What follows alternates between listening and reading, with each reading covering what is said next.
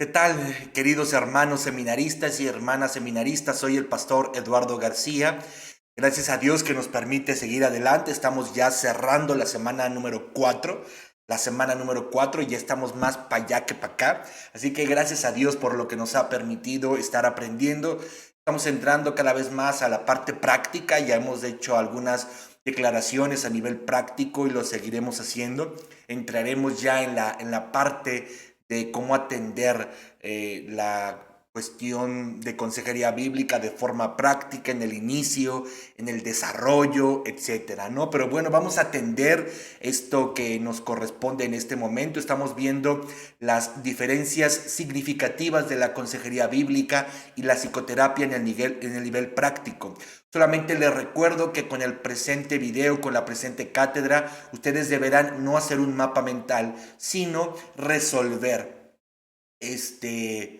pues la hoja de trabajo que viene en la misma plataforma y en el mismo apartado en el que encuentran el presente video. Les recuerdo que no deben de contestarlo directamente en Teams. Deben de descargar el archivo, una disculpa por esto, deben de descargar el archivo y deben de volver a subirlo ya con su respuesta. Entonces, pues empecemos. Vimos la semana pasada, la clase pasada, la diferencia significativa de la consejería bíblica y la psicoterapia en la forma como se aborda el pasado, ¿no? Que no tendré que repetir todo lo que dijimos, simplemente aclarar algunas concepciones prácticas de lo que dijimos.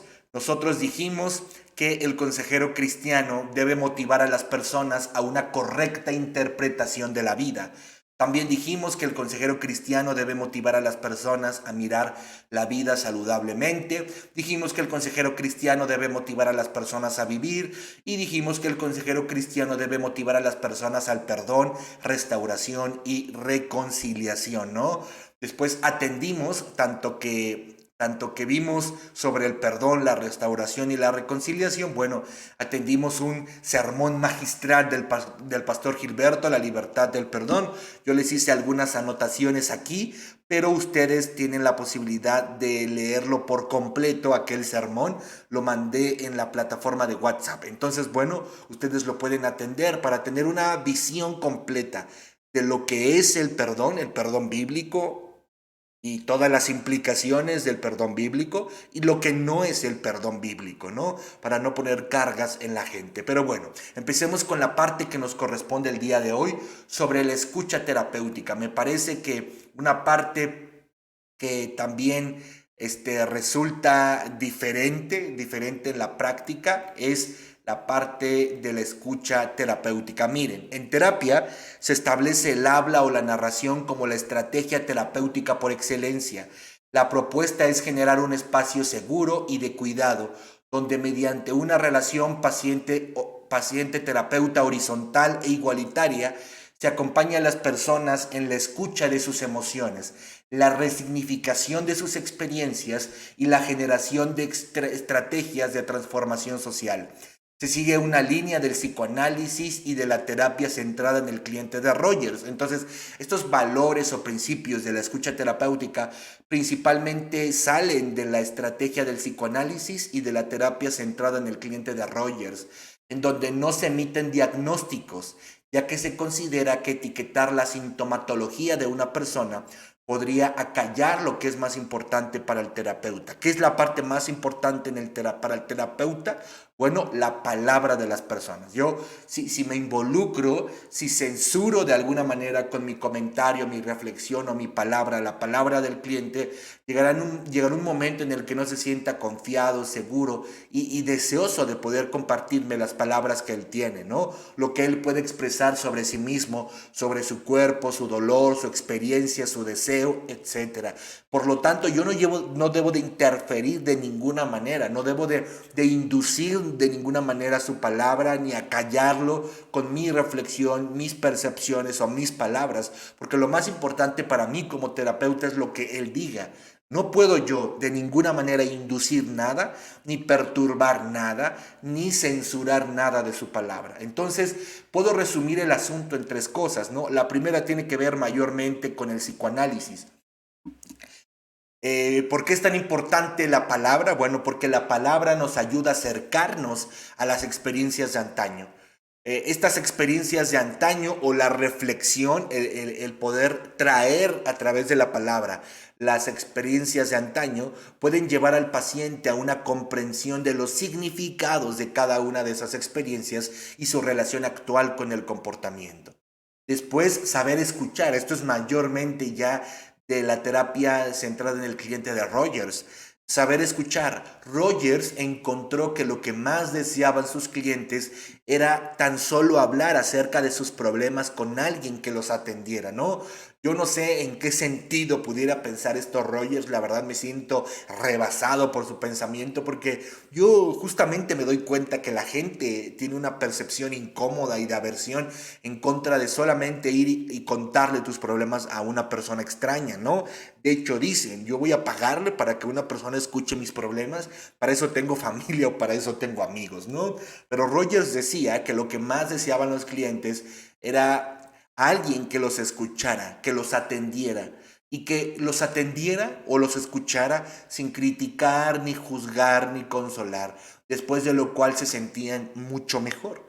Él afirmaba que la meta del terapeuta es percibir con tanta sensibilidad y exactitud como sea posible todo el campo perceptual del terapeuta, según permita su propia percepción en lo que experimenta el cliente, ¿no? Y miren, es importante atender este punto porque la mayoría de libros que tienen que ver con consejería bíblica tienen esta postura.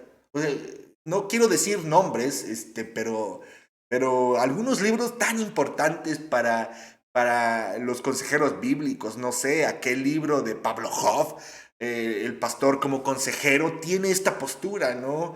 Uno de los libros más consultados por seminaristas bautistas, por pastores bautistas, el ministerio del pastor como consejero de la Casa Mundo Hispano, tiene esta percepción. Se trata de escuchar al paciente, de no juzgar, de no criticar, de hacer que se sienta mejor con la palabra, de que el aconsejado puede expresarse libremente, de que no encuentre en mí aversión o inducción en su palabra. Y lo que me toca a mí es ser sensible para poder identificar la experiencia del otro, ¿no? Ahora, en el asunto de Rogers, en el asunto de la terapia centrada en el cliente, lo que a mí me importa más, lo que a ellos les importa más, es las emociones, ni siquiera tanto lo que está experimentando. O sea, lo que está experimentando no me es tan valioso como lo que está sintiendo. La persona puede estar pasando por una situación en sumo desalentadora, ¿no? Pero para Rogers y para el terapeuta centrado en el cliente, no es tan importante lo que está pasando como lo que está pasando en sus emociones. Por eso les interesa tanto escuchar. Y no me importa tanto lo que está pasando, sino lo que ellos le dan el significado a esa experiencia, ¿no? Etcétera. Pues esto es lo que dice la terapia finalmente. Lo importante es escucharse a sí mismo, dicen ellos. Escucharse a uno mismo constituye una manera en la que todos pueden descubrir su yo real, mientras que la cultura oriental se promueve a través de la meditación, en la occidental el enfoque se dirige hacia el exterior de la persona, como si existiera una renuencia a su búsqueda interior. Esto produce un desarrollo unilateral. Entonces, lo que dice la terapia centrada en el cliente es que en la parte oriental de la cultura hay una promoción por la meditación, ¿no? Por la introspección, por mirarse hacia adentro a uno mismo. En la parte occidental siempre es hacia afuera, siempre es hacia afuera. De alguna manera no se ha cultivado el mirar hacia adentro. Por lo tanto, como no tenemos la cultura de mirar hacia adentro, Rogers dice, es necesario que todo lo que tengo dentro lo dirija hacia afuera. Entonces debe de haber terapeutas que puedan atender saludablemente este mirar hacia afuera o dirigir hacia afuera mi experiencia de vida principalmente la emocional, ¿no? Entonces, bueno, eso es lo que dice la terapia sobre la escucha terapéutica, ya sea la parte del psicoanálisis o la parte de Rogers, la terapia centrada en el cliente. Ahora, en consejería bíblica, por supuesto que entendemos lo enriquecedor que puede ser que una persona verbalice su problema, su estado emocional o comparta la experiencia que le tiene con nosotros. Por supuesto que es importante. Antes que nada, demuestra cierta disposición a atender la situación. O sea, si me lo está diciendo es porque tiene cierta disposición en atender eso. Después, el que él me lo verbalice, que me verbalice su experiencia, abona en la estructuración de la situación. Por ejemplo, un ejemplo de esto puede ser la manera como atendimos las emociones y sentimientos un poquito atrás, ¿no? Entonces me ayuda a mí como consejero y le ayuda a él como aconsejado a estructurar su situación, lo que favorece la atención del asunto. Finalmente, es una estupenda oportunidad para que al organizar y compartir sus palabras perciba lo que posiblemente no era capaz de percibir. Por otro lado, por supuesto que entendemos el valor que tiene el desahogo para una persona que viene abrumada y nos ha dado la confianza y se ha atrevido a abrirnos el corazón. Por supuesto que entendemos esto. El poder desahogarse trae alivio al corazón de las personas y lo comprendemos. David fue particularmente talentoso en expresarse a través de las palabras. Los salmos es evidencia de esto a través de David. Vemos en Ana, la mujer madre de Samuel, una decisión peculiar por expresar el dolor de su corazón ante el deseo de tener un hijo, ¿no? ¿Recuerdan aquella expresión de Ana en donde incluso había quien pensaba que estaba briaga Ana? Bueno, claro que entendemos lo bueno que es desahogarse y vemos en el desahogo cierto alivio. Por supuesto que los consejeros bíblicos lo entendemos. Además, está por demás decir que el consejero bíblico se mueve en empatía por el otro, no una empatía conceptual o condescendiente, ¿no? Y digo condescendiente por profesionalismo, sino una empatía genuina, genuina, de la cual el motor es el amor. Se trata de una empatía que nos mueve a llorar con los que lloran y gozarnos con los que se gozan. Habiendo aclarado lo anterior para que no tuvieran la percepción de que el consejero bíblico en nada cree que es bueno el hablar, por supuesto que creemos que es bueno el hablar, lo repito, es bueno el hablar para el consejero porque muestra cierta disposición del aconsejado, porque ayuda a estructurar la situación y atenderla mejor, porque la otra persona puede percibir de una manera más clara lo que está enfrentando y también el consejero lo que está enfrentando a la otra persona. Y creemos que hay cierto alivio en el desahogo. Sin embargo, habiendo aclarado lo anterior, podemos concretar algunos puntos en los que nos distanciamos de la escucha terapéutica, si me permite el término. Miren, aquí viene la parte práctica para nosotros. Es claro que la sanidad del alma y de la vida requieren en mucho de la palabra. Por supuesto que a mí me queda claro que la sanidad del alma y de la vida requieren en mucho de la palabra. Pero hablar en sí mismo no es la cura. Y de ninguna forma podemos ver tan simple el problema del ser humano, como que con solamente hablar voy a tener la solución para el problema de la persona, ¿no? Hablar en sí mismo no es la cura. La pregunta que yo haría o que me parece que surgiría de lo que estoy diciendo, ¿realmente solo tenemos que hablar para sentirnos mejor? Yo respondería, hay ocasiones en las que sí. De primer momento el hablar me hace sentir mejor, pero recordemos, sentirnos bien y vivir bien es una buena meta, pero si lo analizamos más es muy poca meta. Debemos apuntar a la transformación integral del hombre por el poder de Dios. Entonces la pregunta toma otra forma. ¿Realmente solo tenemos que hablar para transformar particularidades de la vida? Esta sería, me parece, la pregunta más importante. ¿Realmente solo tenemos que hablar para transformar las particularidades de la vida? La respuesta ya la saben. No tengo que decirla. Me parece que no. Pablo escribió, porque el reino de Dios no consiste en palabras, sino en poder. Primera de Corintios 4:20. La conclusión del Sermón del Monte es estupenda para el asunto. Cualquiera pues que me oye estas palabras y las hace, le compararé a un hombre prudente que edificó su casa sobre la roca. Descendió lluvia y vinieron ríos y soplaron vientos y golpearon contra aquella casa y no cayó, porque estaba fundada sobre la roca. Pero cualquiera que me oye estas palabras y no las hace, le compararé a un hombre insensato que edificó su casa sobre la arena. Y descendió lluvia y vinieron ríos y soplaron vientos y dieron con ímpetu contra aquella casa y cayó y fue grande su ruina. Noten las palabras que estoy remarcando, y las hace, y las hace. No solamente escuchas palabras, las aplicas, las vives. Eso es fundar tu casa sobre la roca. Conviene distinguir entonces entre sanidad y alivio. Ya dijimos, ¿no? Ya dijimos. Creemos que hablar en sí mismo no es la cura, no es la cura. Sí creemos que hay cierto alivio, sí creemos que hay cierto alivio, pero de ninguna manera podemos creer que solamente hablar abone para transformar particularidades de la vida. No, no lo creemos. Número dos, conviene distinguir entonces entre sanidad y alivio, ¿no? Conviene distinguir entre sanidad y alivio. Dios sana, Dios sana. Lucas capítulo 4, versículos 17 al 19 dicen, y se le dio el libro del profeta Isaías. Habiendo abierto el libro, halló el lugar donde estaba escrito: el Espíritu del Señor está sobre mí, por cuanto me ha ungido para dar buenas nuevas a los pobres.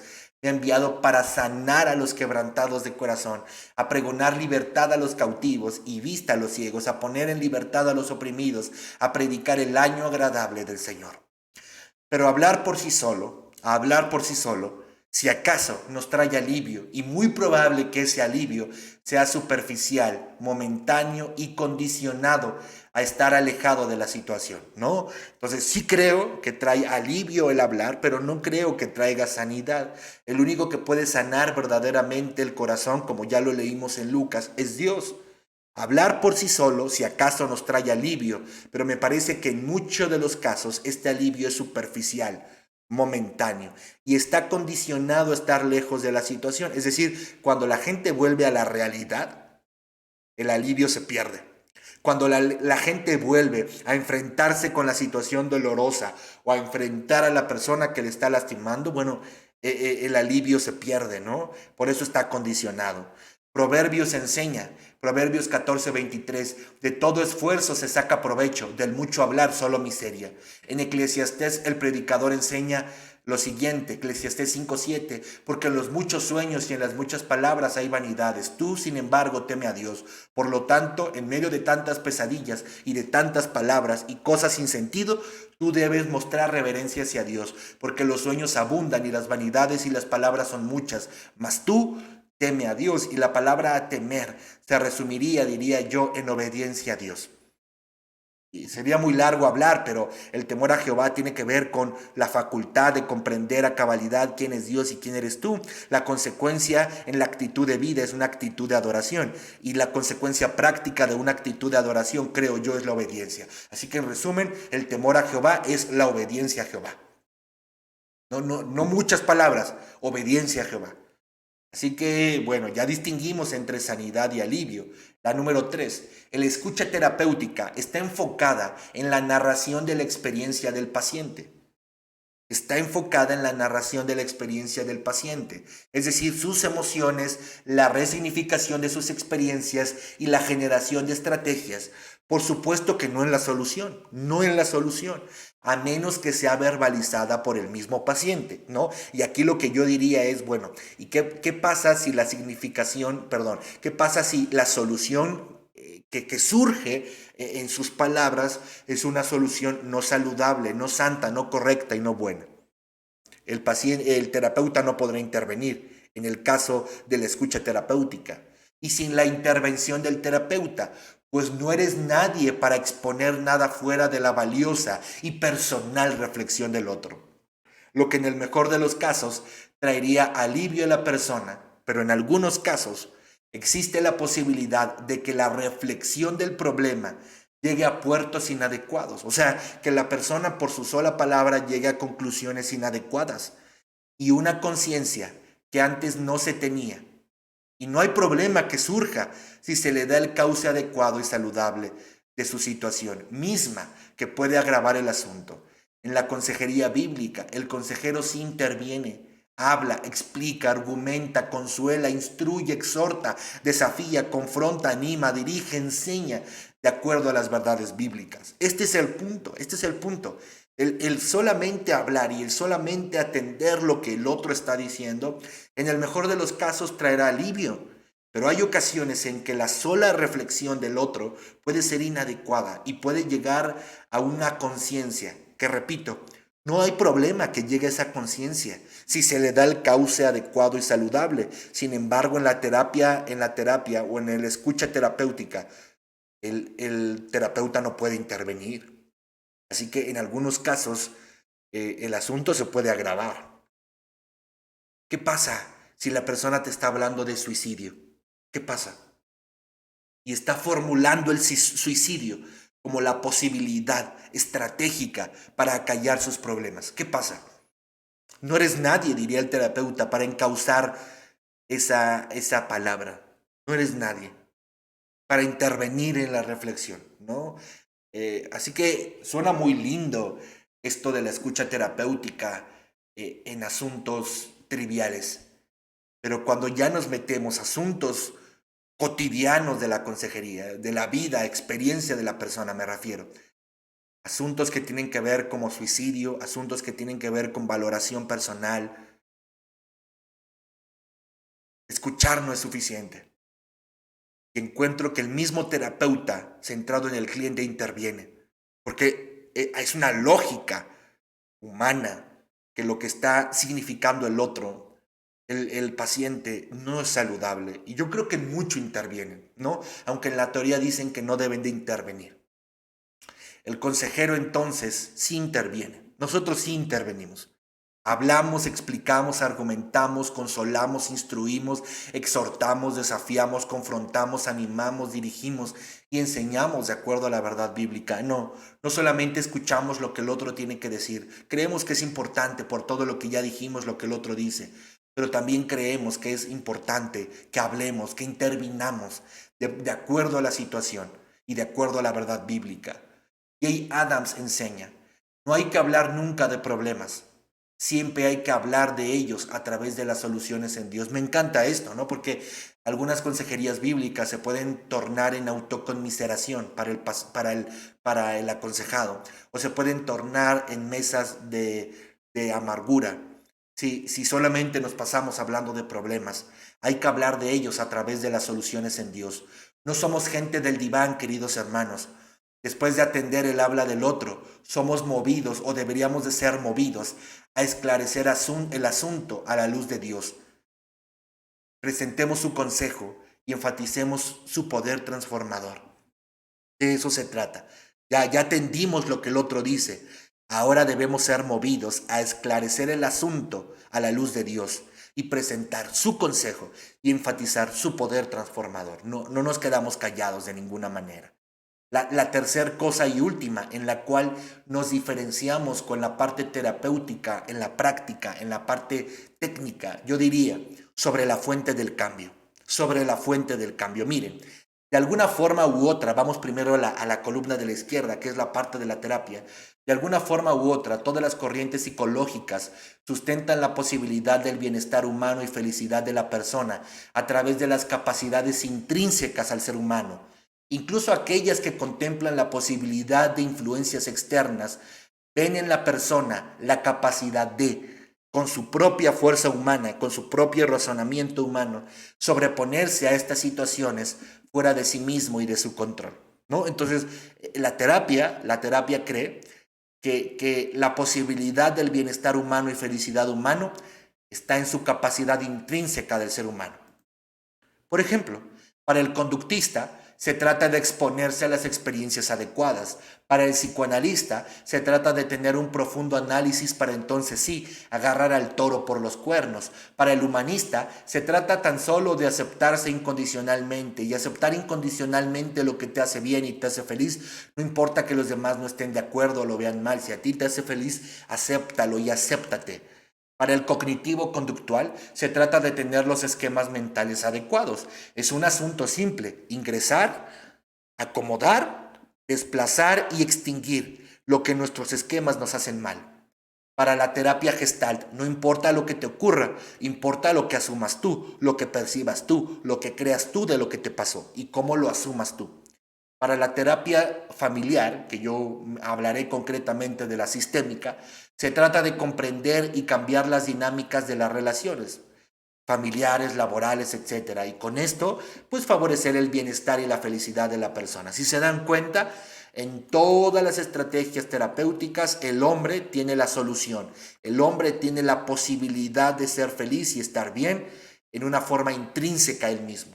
Ok, ahora, ¿cómo vemos en la consejería bíblica el asunto? Miren, se trata de la diferencia práctica más importante irrelevante. Mientras que las terapias ponen en el centro al ser humano, la consejería bíblica pone en el centro a Dios, y esto conlleva una serie de implicaciones para el ser humano. Miremos las siguientes palabras de Pablo. Miren, dice así el pasaje bíblico, segunda de Corintios 3.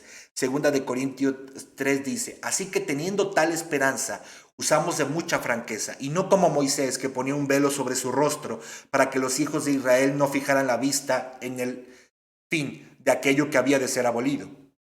Pero el entendimiento de ellos se embotó, porque hasta el día de hoy, cuando leen el antiguo pacto, les queda el mismo velo no descubierto, el cual por Cristo es quitado.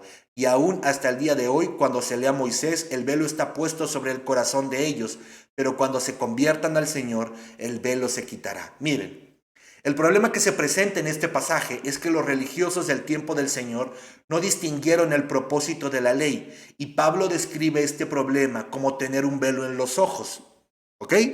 Y lo ejemplifica con el evento en el que Moisés, después de hablar con Dios, necesitaba cubrirse la gloria de Dios que resplandecía en su rostro, porque los líderes del pueblo no soportaban el velo. Sin embargo, ahora mismo, nosotros, ustedes y yo, no tenemos velo. Podemos ver la gloria del Señor por medio del Evangelio del Señor Jesucristo. Es decir, la gloria de Dios se nos ha revelado a través del Evangelio. Ahora bien, después de estas importantes palabras en las que Pablo nos dice que los judíos no distinguieron el propósito de la ley y estaban cegados en su razonamiento, como cuando tenía Moisés un velo en sus ojos, pero que ahora nosotros podemos ver la gloria de Dios a través del Evangelio. Después de entender estas importantes palabras, Pablo dice lo siguiente, aquí viene lo macizudo, porque el Señor es el Espíritu, y donde está el Espíritu del Señor, allá hay libertad. Por tanto, nosotros todos, mirando a cara descubierta como en un espejo la gloria del Señor, somos transformados de gloria en gloria en la misma imagen, como por el Espíritu del Señor. Primer asunto, primer asunto. ¿Qué significa donde está el Espíritu del Señor, allá hay libertad? El Señor habla en un contexto en el que la ley, la tradición y la religión eran el estandarte de la fe judía. A ellos les dice, la ley los esclaviza. La religión es esclavitud en tanto que los obliga a los seres humanos a tal o cual forma de vivir. En contraste, el Espíritu nos imparte libertad en tanto que nos ofrece una vida que no está basada en prohibiciones y mandatos, sino en la expresión soberana del libre albedrío del ser humano. Es decir, aquel que se convierte en discípulo de Jesús y recibe su Espíritu, no vive como vive por la obligación de la ley, sino por un acto de su voluntad, por medio del cual se entrega, es decir, se somete voluntariamente. Lo que nos está diciendo Pablo es sumamente importante. Los seres humanos tienen la posibilidad de esclavizarse a prohibiciones, de esclavizarse a reglas, de esclavizarse a leyes. Eso es lo que hace la ley. Eso es lo que hace la ley, según el apóstol Pablo. Esclaviza al ser humano. Pero lo que hace el Espíritu de Dios es traer libertad. Libertad, libertad, ojo, libertad. Que en un ejercicio hacemos de un acto voluntario entregarnos a Dios, es decir, someternos voluntariamente a Él. Lo que está diciendo Pablo es importantísimo. Los creyentes no hacemos lo que hacemos por esclavitud a la religión, ni por esclavitud a la ley, ni por esclavitud a las prohibiciones y las reglas. No, los creyentes hacemos lo que hacemos porque en el ejercicio de la libertad que Dios nos da, decidimos voluntariamente someternos a Dios. Jesús vino a quitar el velo y nos ofrece la oportunidad de conocer a Dios y por medio de eso nos otorga el alto honor de identificarnos con Él. Es decir, el Señor Jesús nos revela a Dios para que podamos verlo e identificarnos con Él. Así que si creemos en Él, le entregamos nuestra vida y lo recibimos como Padre, como Salvador y como Dios, a causa de esta experiencia, a causa de recibirlo como Padre, Señor, Salvador y Dios, se inicia un proceso de transformación en nuestra vida. Es decir, comenzamos a ser transformados, liberados, enriquecidos y bendecidos. Aquí viene la parte práctica del asunto. No se distraiga. Este proceso no es un asunto nuestro, es un asunto de Dios. Por eso es sometimiento, porque nosotros solo nos entregamos y Él se encarga de hacer el milagro en nosotros. Él se encarga de hacer el milagro en nosotros. En resumen, vivir la fe en Dios se trata de reconocer que no podemos con la convicción de que Él puede. Así que le permitimos que lo haga en nosotros. En resumen, repito, vivir la fe en Dios se trata de reconocer que no podemos con la convicción de que Él puede. Así que le permitimos que lo haga en nosotros. Nota qué tan distante es la concepción terapéutica de la concepción de cambio en consejería. Aquí en consejería, yo reconozco y yo motivo a mis aconsejados a que reconozcan que no pueden cambiar, que no hay nada intrínseco a ellos que les mueva a un cambio verdadero y significativo, a una transformación de vida. No la hay. Cualquier esfuerzo humano que hagamos, cualquier sometimiento a reglas, prohibiciones, religión, terapia, estándares, será nada más y nada menos que una esclavitud. Esclavitud a esas leyes, esclavitud a esas prohibiciones, esclavitud a esa terapia, esclavitud a ese sometimiento de mis pasiones. No, no quiero, no tienes que hacerlo, no tienes que hacerlo, no tienes que hacerlo. Será esclavitud. Sin embargo, en Dios tenemos libertad. Y en este ejercicio de nuestra libertad podemos voluntariamente someternos a Dios. Ahora, cuando nos sometemos a Dios, cuando nos entregamos a Él, cuando creemos en Él, se inicia un proceso de transformación en nuestra vida. Ahora, esta transformación en nuestra vida reconocemos que es un asunto de Dios, no de nosotros, no de nosotros. Nosotros no solo nos entregamos a Él y Él se encarga de hacer el milagro en nosotros. Es decir, en consejería bíblica tenemos la convicción de que no podemos, pero Él sí puede. Así que le permitimos que lo haga en nosotros. Lo voy a decir de manera práctica en estas declaraciones finales. La terapia resalta el cambio a través de la capacidad humana, la consejería bíblica, la necesidad de una nueva naturaleza en Dios. ¿Significa que las terapias no logran cambios? Por supuesto que lo logran, yo diría, pero no en la profundidad, relevancia e intensidad en los que Dios realiza su transformación en nosotros. Así que repito, la obra de la terapia en los hombres es buena, pero si lo analizamos es poco. Lo importante es esto, mis queridos hermanos. La consejería bíblica enfatiza la necesidad de una nueva naturaleza en Dios. La terapia bien puede reformar al ser humano. Sí creo que el ser humano se puede reformar por terapia. La consejería bíblica se basa en la realidad de que Dios puede regenerar al ser humano. Hay una diferencia significativa. La terapia alude a la reformación del ser humano. La consejería bíblica alude a la regeneración del ser humano. La terapia prepara para que mecánicamente el ser humano emprenda acciones bajo sus fuerzas para alcanzar cambios. La consejería bíblica se convierte en un instrumento de Dios en donde se presenta la dicha de la vida cuando se vive sometido a Dios, para que en el ejercicio de su libre albedrío los seres humanos voluntariamente se dejen transformar por Dios y en las fuerzas de Él se viva una verdadera transformación. Aquí está el asunto, aquí está el asunto.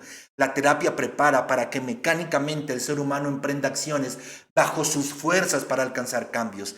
La consejería bíblica se convierte en un instrumento de Dios, en donde se presenta la dicha de la vida cuando se vive sometido a Dios. Es decir, nosotros le decimos a la gente lo bueno que es, lo satisfactorio que es, lo deleitoso que es someterse a Dios, para que en el ejercicio de su libertad los seres humanos voluntariamente se dejen transformar por Dios y en las fuerzas de Él se viva una verdadera transformación.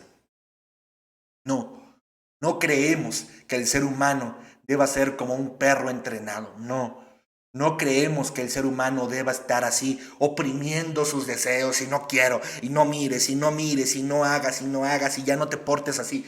No creemos eso, no. Creemos que los consejeros bíblicos, que el cristiano debe ser motivado a la obediencia a Dios, al sometimiento a Dios, por la dicha que es ser bueno. Dicen por ahí, si los malos supieran lo bueno que es ser bueno, seguramente serían buenos. Bueno, nosotros les presentamos lo bueno que es ser bueno. Cuando la gente ve lo bueno que es ser bueno, entonces se somete a Dios y deja que Dios le transforme. La terapia presenta un cambio penitente. La terapia presenta un cambio penitente, es decir, la persona lo sufre. Ya no quiero tomar, ya no quiero sentir, ya no quiero hacer, ya no quiero seguir en este dilema, ya no quiero. Entonces la persona lo sufre el cambio, realmente lo sufre. Y recae y se siente con culpa y recae y se siente con vergüenza.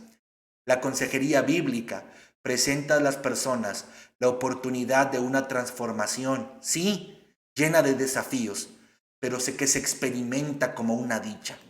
No lo sufre el aconsejado, no. Entiende que la transformación que Dios está efectuando en nosotros está llena de desafíos, sí, pero entiende la dicha que es esa transformación.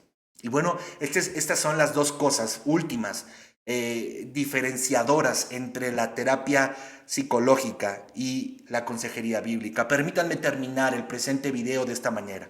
Amor, fe y esperanza para desafiar. Amor, fe y esperanza para desafiar. Antes de ir a la parte final de nuestro curso, parte en la que esclareceremos algunas situaciones prácticas y consejos técnicos para llevar un proceso de consejería, debemos abordar dos situaciones más.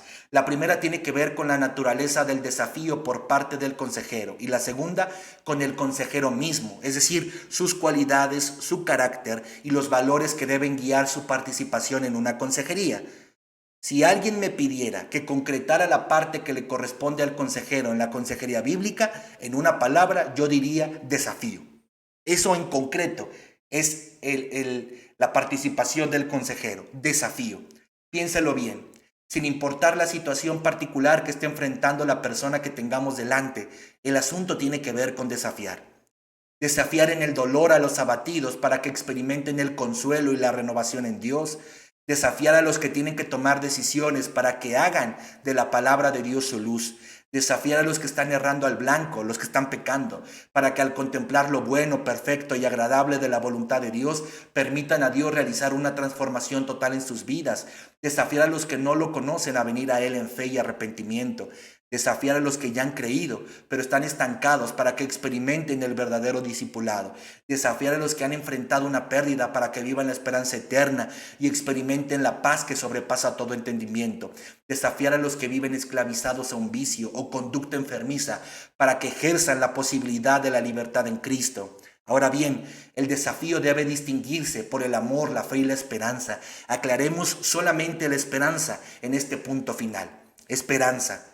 Sobre el asunto, ustedes ya leyeron o están leyendo un texto extraordinario de Wayne Mack. Permítanme puntualizar lo que él dice y aportar una breve conclusión. Voy a extraer algunos principios que ustedes están aprendiendo de Wayne Mack. Así que no voy a decir todo lo que él dice, ustedes tienen que leer la lectura de la semana, pero me parece importante leerlo. Miren, un cambio bíblico no puede tener lugar en la persona si no hay esperanza, especialmente en las situaciones difíciles que debemos encarar como consejeros. La mayoría de los consejeros, tanto cristianos como no cristianos, entienden que las personas con problemas necesitan esperanza. Lamentablemente, sin embargo, lo que muchos consejeros infunden es una falsa esperanza que descansa sobre un fundamento no bíblico que inevitablemente se derrumbará. Proverbios 10:28 dice: la esperanza de los justos es alegría, pero la expectación de los impíos perecerá. Es importante entender la diferencia entre esta falsa esperanza y la verdadera esperanza que describe la Biblia. Él nos da algunas características de la falsa esperanza. Miren, dice, la falsa esperanza se basa en una negación de la realidad. La falsa esperanza se basa en pensamientos místicos o de magia. A veces los creyentes colocan sus esperanzas en fantasías que carecen de asidero bíblico. O sea, tener esperanza por fantasías es una falsa esperanza. La falsa esperanza se funda en un concepto extrabíblico de la oración.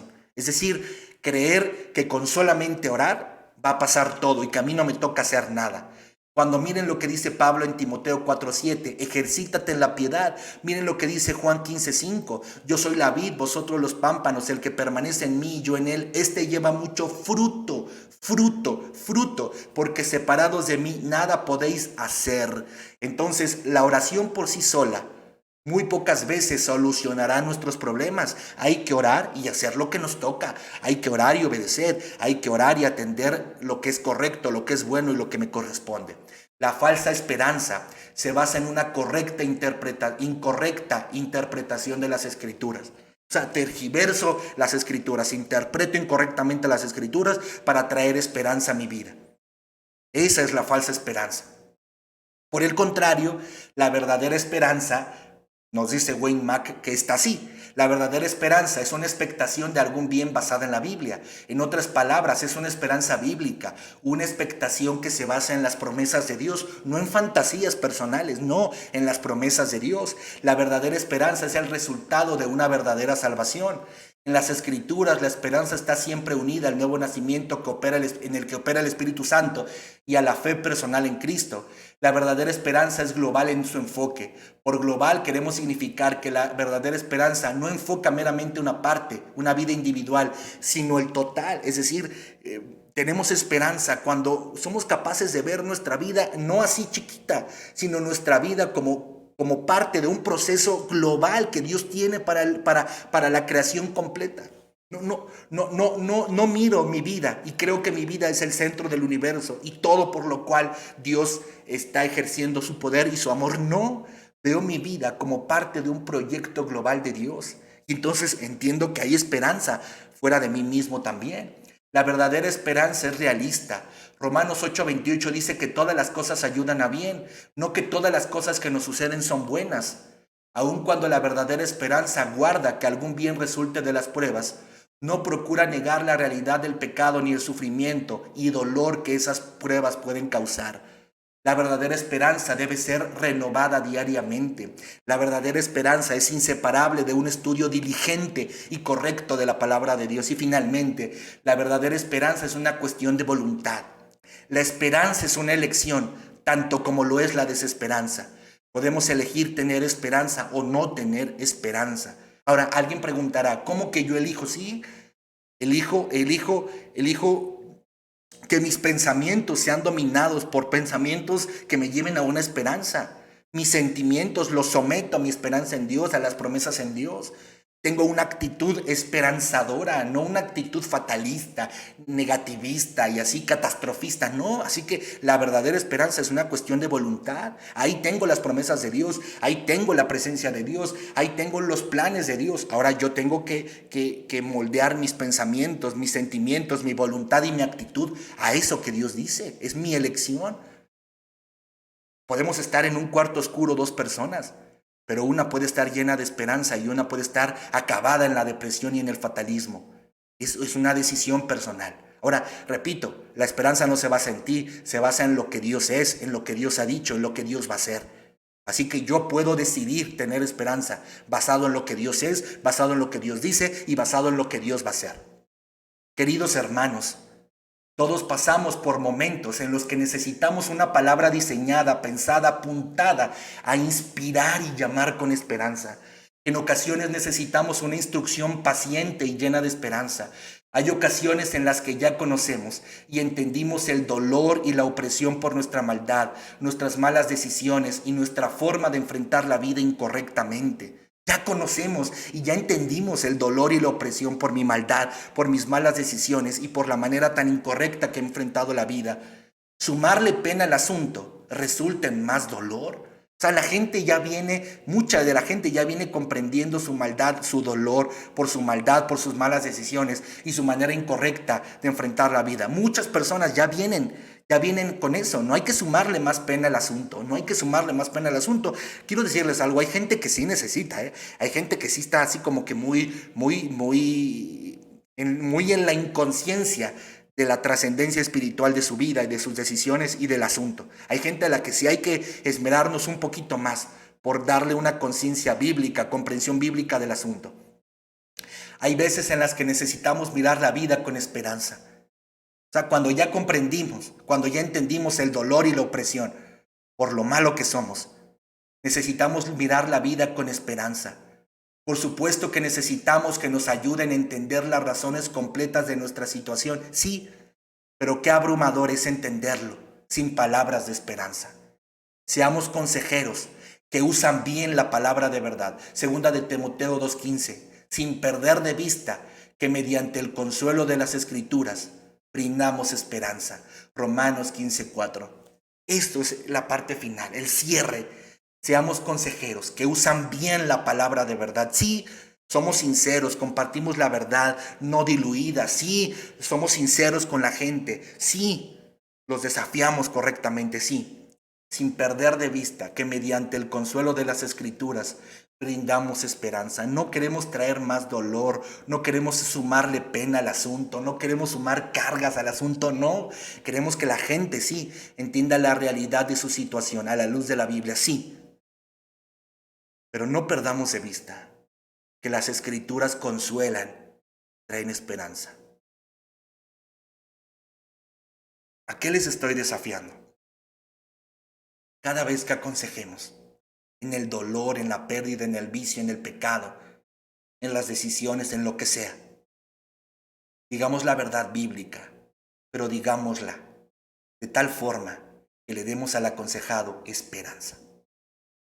He dicho, que Dios les bendiga, queridos hermanos, Dios está con nosotros. Nos vemos en nuestra clase de la siguiente semana, la semana 5. Hasta luego.